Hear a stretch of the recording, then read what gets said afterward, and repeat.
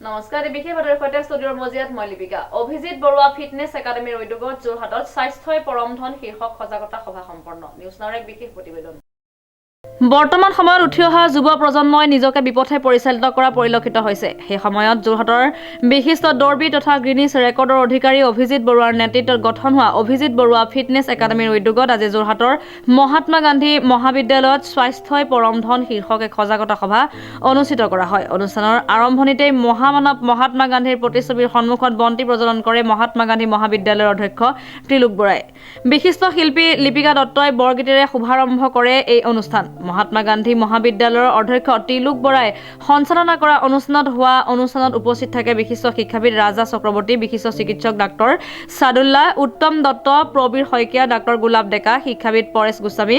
সংগীত শিল্পী জয়ন্ত নাথ যোৰহাটৰ সাংবাদিক ৰাজীৱ বৰা প্ৰদীপ বৰা প্ৰমুখ্যে বিশিষ্ট ব্যক্তিসকল আজিৰ অনুষ্ঠানত উপস্থিত থাকি অভিজিত বৰুৱা ফিটনেছ একাডেমীৰ অভিজিত বৰুৱাই কয় যে স্বাস্থ্যই পৰম ধন এই বাক্যে আমাক আমাৰ ককা আইতাই শিকাই গৈছে আৰু ভাল খাদ্য খালেহে ভাল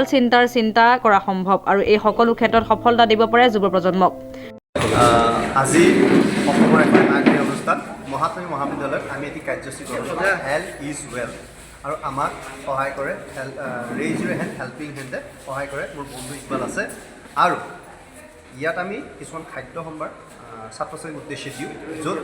এটা বাকচত আছে আমাৰ খাদ্য আৰু এটা আছে শিলিখা মিল য'ত যিকোনো অসমত মানসিকভাৱে বহুত ছাত্ৰ ছাত্ৰী ভাৰসাম্য হেৰুৱাইছে বিভিন্ন ধৰণৰ এক্সিডেণ্ট হৈছে তাৰ কাৰণ হৈছে কি যে ৰিচাৰ্চ কৰা যায় খাদ্য যদি ভাল খাদ্য নাথাকে ভাল কেতিয়াও হ'ব নোৱাৰে আৰু ভাল চিন্তা কৰিবলৈ কেতিয়াও সফল হ'ব নোৱাৰে গতিকে আমি কি কৰিছোঁ গুৰিত চেষ্টা কৰিছোঁ যাতে ল'ৰা ছোৱালী এটা ৰিভলিউশ্যন আনিব পাৰি যদি ভাল খোৱা ভাল খালে ভাল স্বাস্থ্য হ'ব আৰু ভাল স্বাস্থ্য হ'লে ভাল চিন্তা ক্ৰিয়েট হ'ব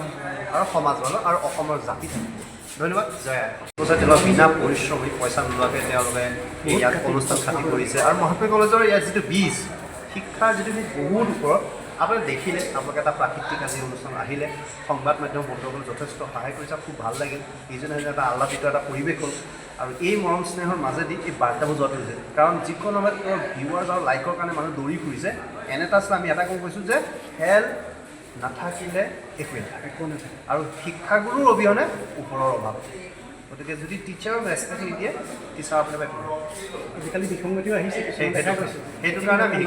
ট্ৰাই কৰিছোঁ যাতে সেই মটিভেশ্যনটো ছাত্ৰ ছাত্ৰী শিক্ষকসকলৰ যোৰহাটৰ পৰা Srimanta Madhav Barua report news now 24/7